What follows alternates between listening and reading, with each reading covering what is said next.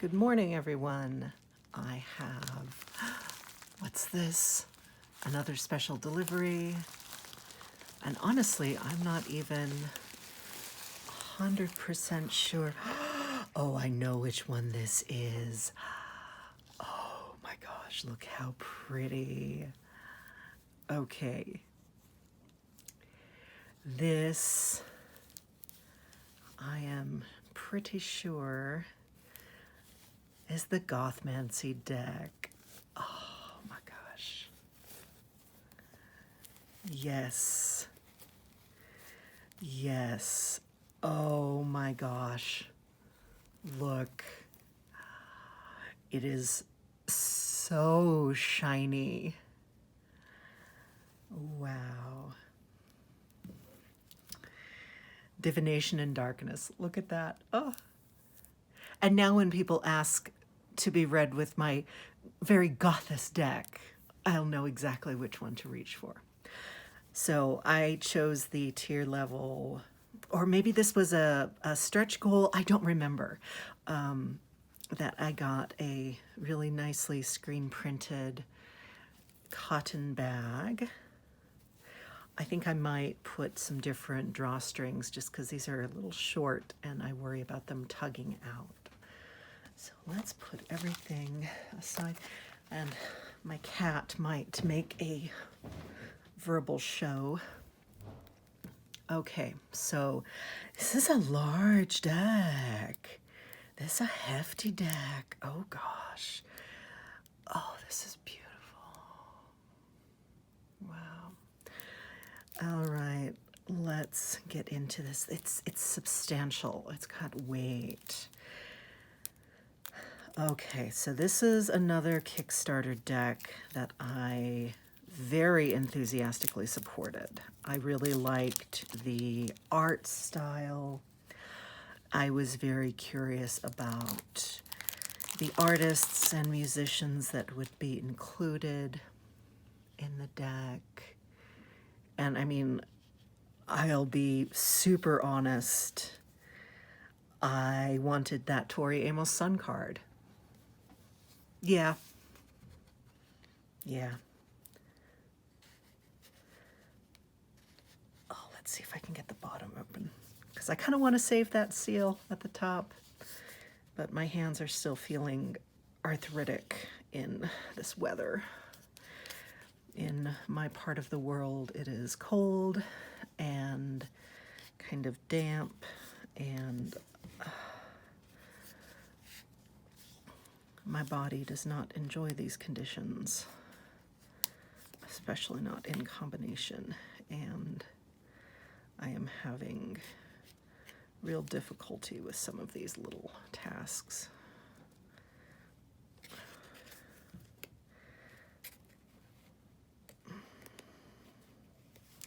All right, I'm going to pause and try to get this box open with maybe a small helper tool. I'll be right back.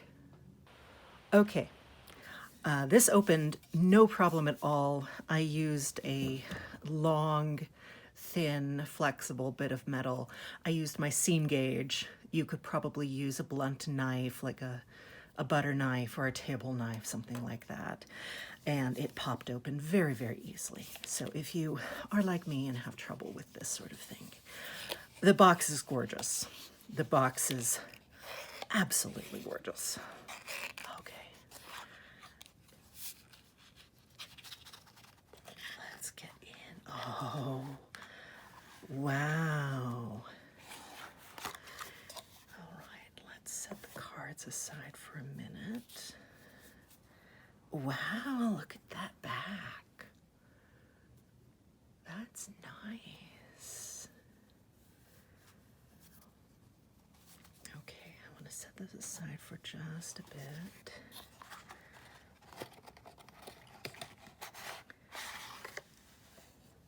Okay.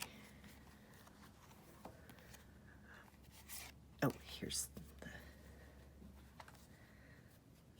cards at the end. Here we go. Let's look at the guidebook for just a moment. We've got our little white book with non-metallic gold printing on black.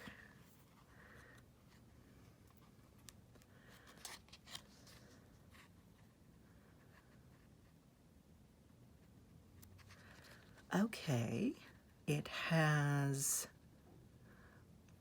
themed and specific information, as well as song inspirations appropriate to each card, and an explanation or an introduction of the artists portrayed on each card. So that's really cool. So if you're not familiar with each and every artist on each and every card, it gives you, it tells you who they are. So you can go and look them up and become a little more familiar with their work. And that was honestly one of the things that I found really interesting about this deck, because I'm like, oh, I know a lot of these musicians, but I don't think I know all of them, and that's really cool. Oh, and here's the artist biography for both of the artists. Oh, and here's plant descriptions that appear on the cards. Okay, so there's some really cool information about each of the cards. I like that. That's what I really appreciate in a guidebook. Okay, so the deck. I think that on more expensive versions of the deck, there are options to get different edging details, like gilt edging or something like that. But honestly, I didn't look too far into that, because at the same time that I had kickstarted this deck, I was supporting the Lady Tarot deck and the ASL Tarot deck, and I want to say even one more. Like, I was feeling real spendy about a year ago. So I supported a bunch of decks that were in production at that time, or in the crowdfunding stage. And so I'm just like, no, give me the basics. I'm just happy to be in the party, let's say. So I did not opt for the more expensive version of this deck and just stuck with the basics. I'm not disappointed. I like the feel of it. It feels very, it has the mass market tarot deck feel. That kind of slightly waxy, I don't know, like you know what you're getting. Like if you've had a mass market deck, it feels like that, which isn't bad. That's something that I like, because I feel like it breaks in really well and becomes very comfortable to read with. They do tend to be slippery, I feel like, initially for the first, I don't know, while that you read with them, but as you read with them more and more, they get a little more texture to them. The size is pretty standard tarot size. It's a little large for me, but that's a very personal thing. Let me take a close look at the printing here. It's good, it's fine. I don't think it's anything remarkable. They certainly paid a good attention to the color. I know that there was a lot of back and forth with the printer, especially in terms of the black. And there is variation on the different shades of black. And so I think in terms of color, certainly they really accomplished a lot. So this is really well done in terms of their blacks and the tonal quality of their color. It's pretty. It's very eye-catching, I think, and it's a distinctive look. So let's get into this. Let us take a look at the Gothmancy deck. Because gosh, I've been waiting to see this. I've been so excited.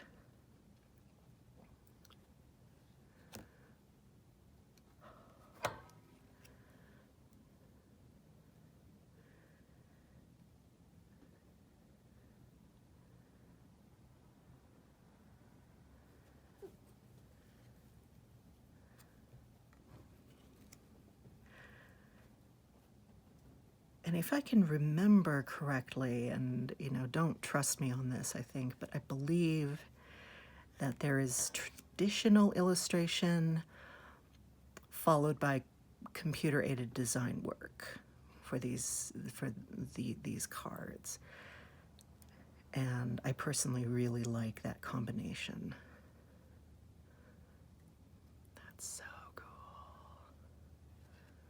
Oh, Klaus Nomi. Oh, so happy to see him in a card. So beautiful.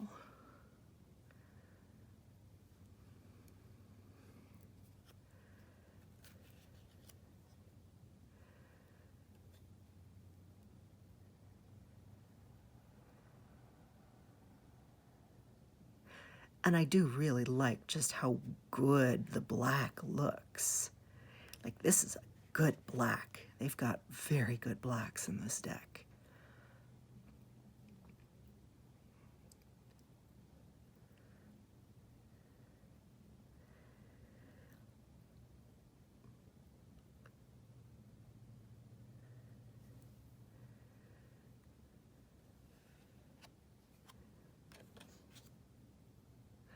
I feel like others might have an easier time seeing some of these fine lines. I wonder if my own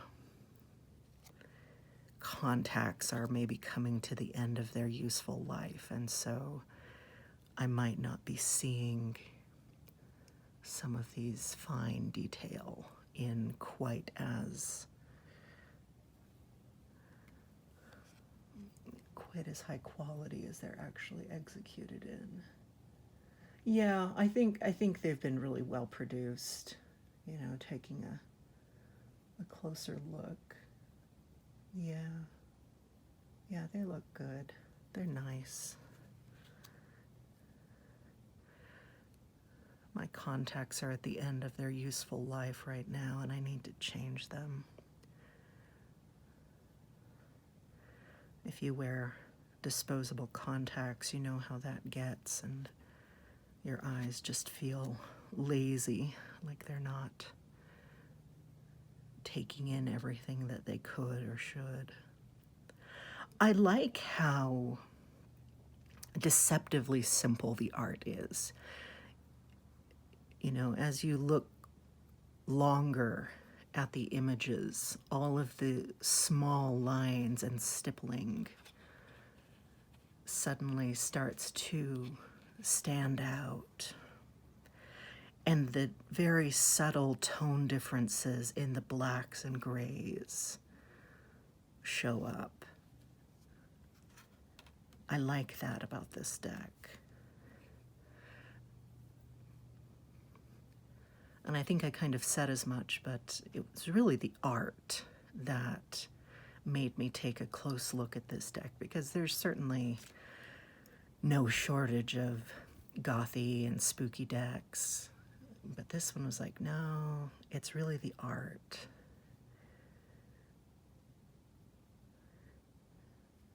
That made me really want to be part of this deck. And the diversity of artists and fashion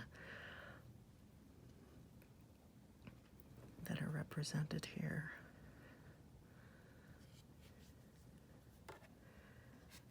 And admittedly, I'm really enjoying the cards. Like, there's something very retro. There's something very retro about some of the color choices and composition. And I don't know if I really expected that. And certainly I've been following the campaign online, and I've seen lots of sample cards and progress images. But I don't know if it really struck me just how classic, how very new wave, how very 80s, how embedded in a time of goth music this deck really seems to be. There she is. There's our girl. This is the card that really said, yep, this is the deck. I want to have this deck. And maybe it's the blue shift, you know, the shift in the blue, purple, green end of the spectrum that's kind of doing it for me. I don't know, but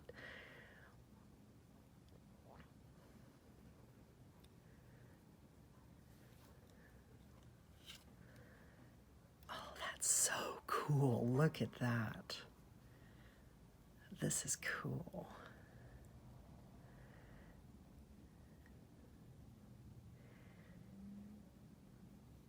So I'll be honest, I'm not getting a strong tarot vibe from this deck. I mean, I think I can definitely read with it. Like that's not the issue here. That's the King of Swords.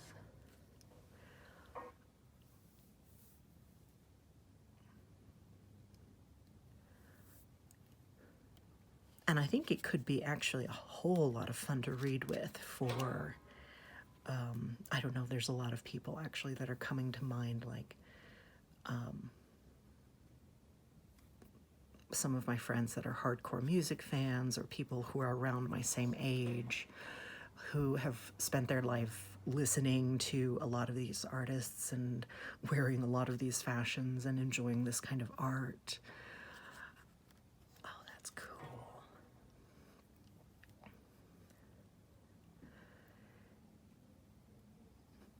But there's not, I don't know, compared to the Lady Tarot deck, which I got just the day before yesterday. I don't know, I got it just the other day, and I still haven't uploaded that video, but hopefully by the time you see this, it will be available.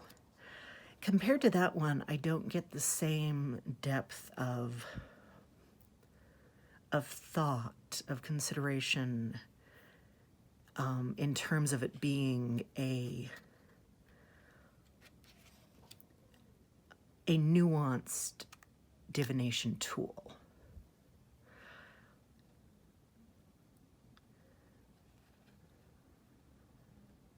And that's okay, you know, because people want different things from their decks, and there are absolutely no shortage of people.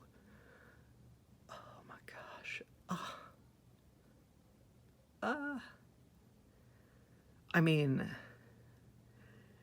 there are people who would want this deck just for this card. Really, I mean, right?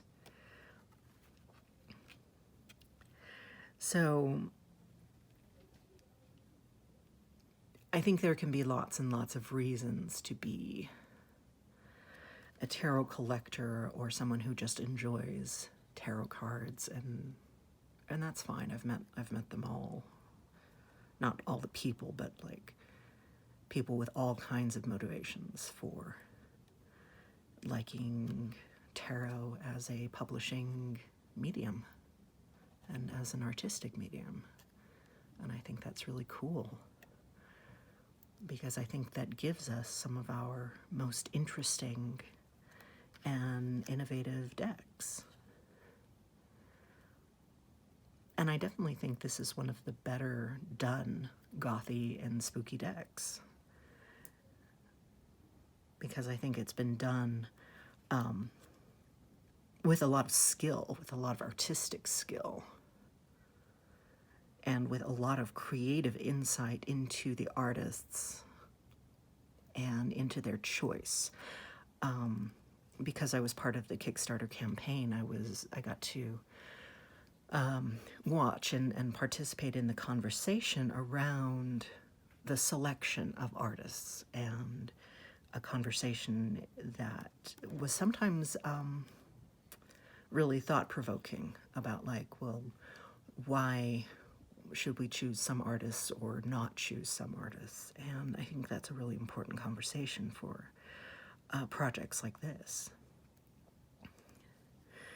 And I know that there is absolutely going to be disagreement, and very legitimate disagreement, on a lot of these selections.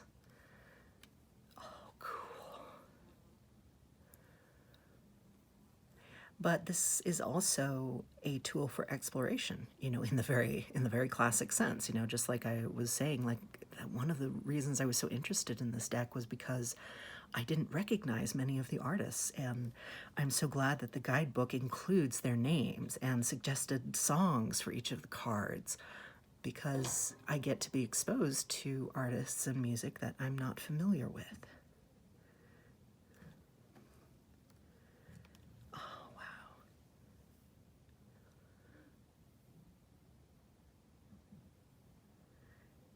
And that kind of exploration can be part of what tarot is about.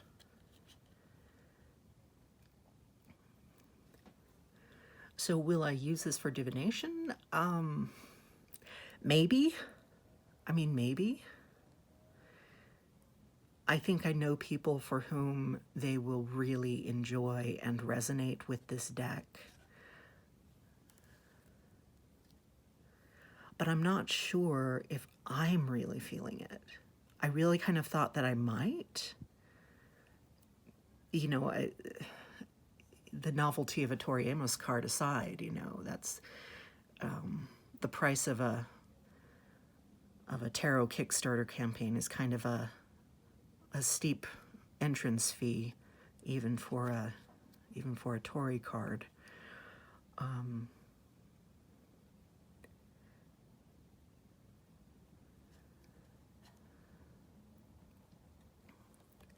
And so, yeah, I was kind of hopeful that this would be certainly not unuseful, not useless. And so I will try it. I will try it and see.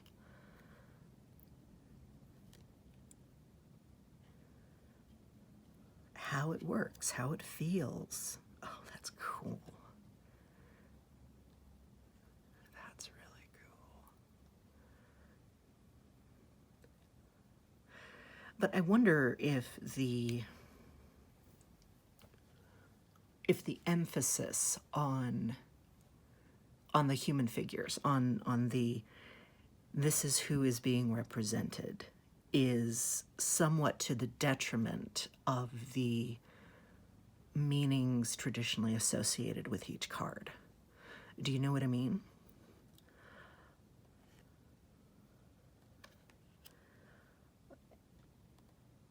I mean, I say that, and then here we have the Eight of Wands, which doesn't have a traditional person at all, but I bet there's a reason, and that's explained in the book, why.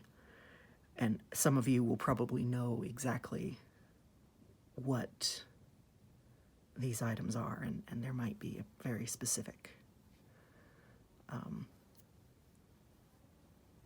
reference being referenced here that is just escaping me at the moment. And so I wonder if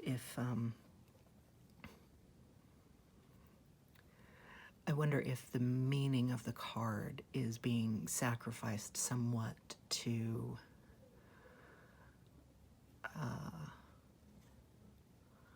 refer to the artist, to the musical artist instead.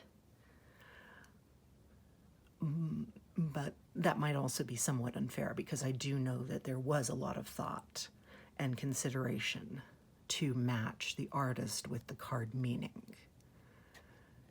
And so that ideally there is a balance.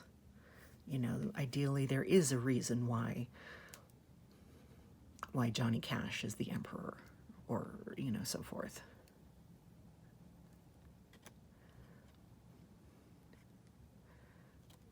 Ah, there's Divine.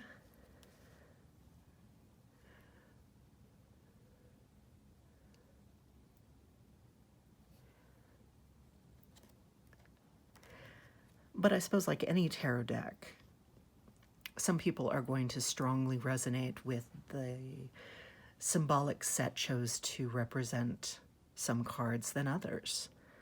Like I do get Queen of Cups vibes from Divine. Like, yeah, I'm like, yeah, that works for me. And I can see certain aspects of the Queen of Cups constellation of meanings being brought forward by her presence on the card. Like, I get that. Other people will not, and they'll be like, "Oh, why is Divine on this card? This is not helping me at all." So that's really a very, very personal reaction to a deck and a very personal click. You know, that's what we talk about when we talk about clicking with a deck, you know. Page of Cups, here we go. I like how warm a lot of these cards are becoming. I think that's characteristic of some of these. No, there were some Wands cards, but a lot of these Cup cards are also this very hot, glowing red and orange. And I don't know if they are translating exactly on the camera. Oh, that's cool. That is really cool. Wow.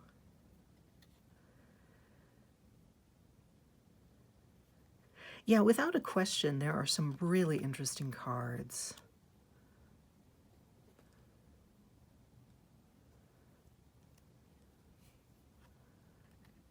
Really creative selections.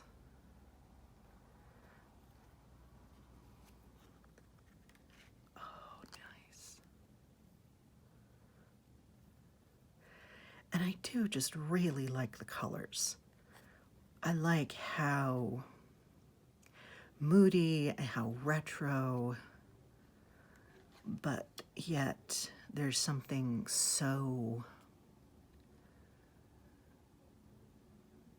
inviting about this deck. I really just want to kind of get into it and explore it, even though at the same time I don't feel called to it in terms of divination. You know what it reminds me of? It reminds me of many Lo Scarabeo decks. There's something very, very European about it. And that's not a criticism, it's just a vibe, I guess, or just something aesthetic about it. And I like Los Scarabeo decks. Like, what's not to like? They're gorgeous, they're beautifully produced, they're artistically notable, and they fall, by and large, absolutely flat for me as divination tools. Like, I've owned so many Los Scarabeo decks, but for a few of them, they're all just not my cup of divinatory tea. And I don't know what it is. It's just that European edge that does nothing for me. Oh, that's really cool. Oh, she looks so good.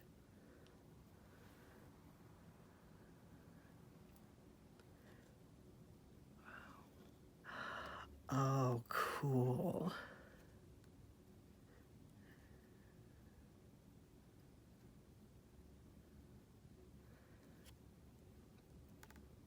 Craft work. Oh my gosh.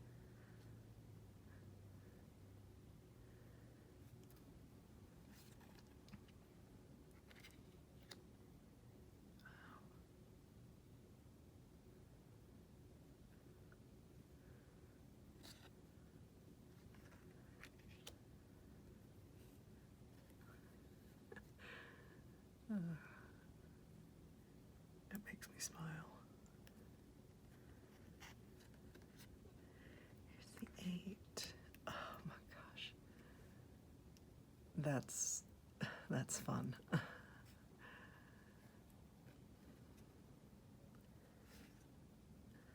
Elvira. Oh, there she is. And the 10. Ah.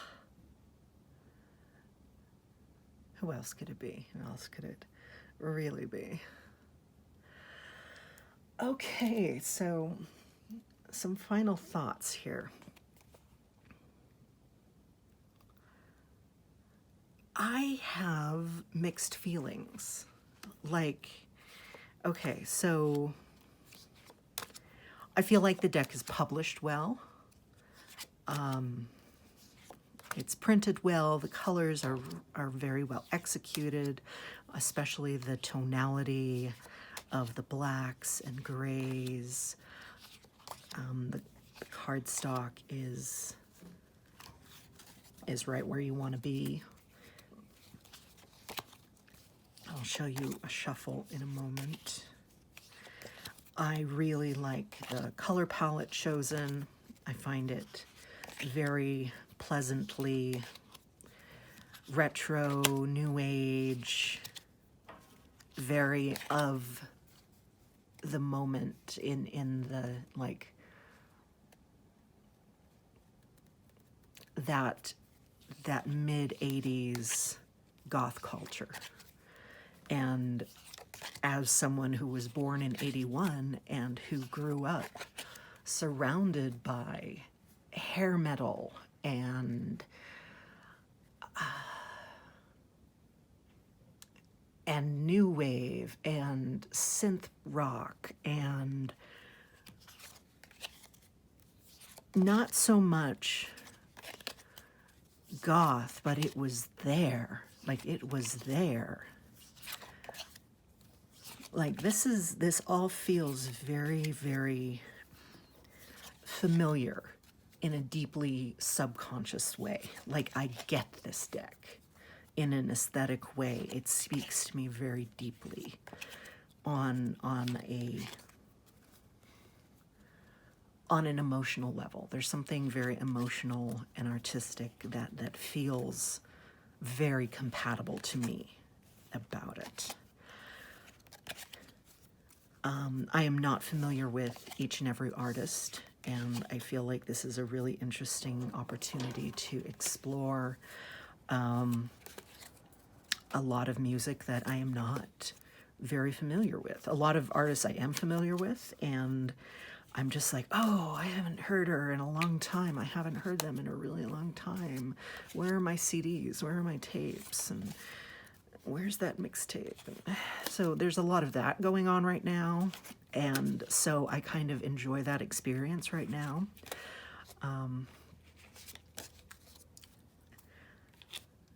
do love how black this is. I gotta say, I do love just how black it is. Like, the execution of the blacks is real good.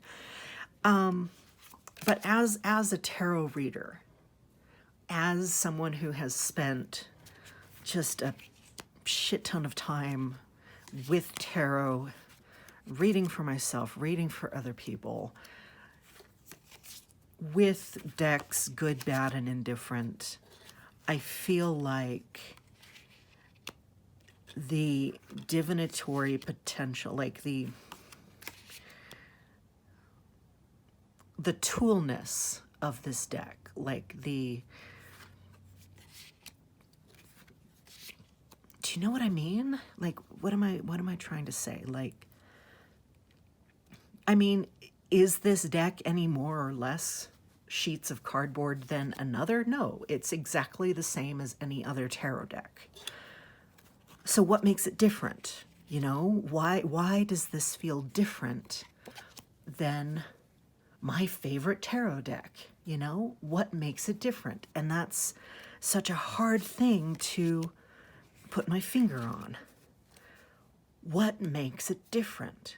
Because they are, you know, so exactly the same. And yet they're not. You know they're not. I know they're not. We buy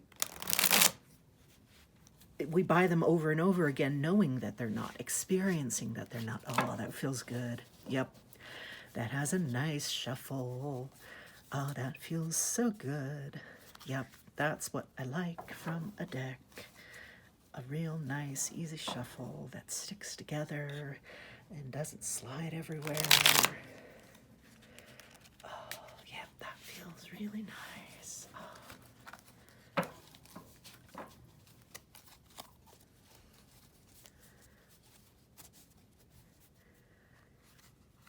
So I don't know, like as a tarot tool, it feels shallow. It feels like as a divination tool, that's its secondary purpose.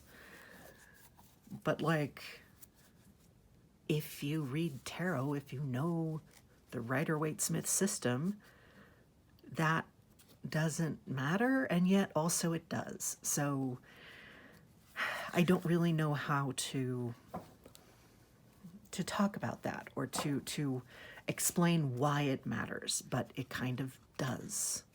Right here, right now, in my own head and body, it does. But gosh, that's a nice shuffle. Oh, I love that. So yeah, beautiful deck. I do really like it. Not everyone will. I feel like it's very much a niche love letter. You know, it's a love letter to goth music fans, from goth music fans, and it doesn't apologize for that, and I appreciate that. There are tons of other general appeal tarot decks, and this isn't really one of them. This was really made for people with a very specialized interest, and it was well made. I really appreciate that.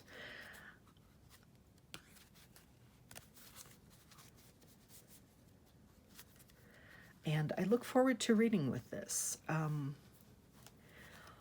I don't know how often I'm going to read with it, but I certainly enjoy shuffling it. And that's a lot more than I can say about some of my very expensive fancy decks, which are impossible to shuffle. So yeah. What do we got here? Oh, the reverse of the Three of Swords. Overly fond. I will be overly fond of this deck. Yeah, that's true. I already kind of am. Like, I'll be just kind of unwilling to part with her, even if maybe I need to. All right, so my battery is actively dying, and so yeah, that is the Gothmancy deck.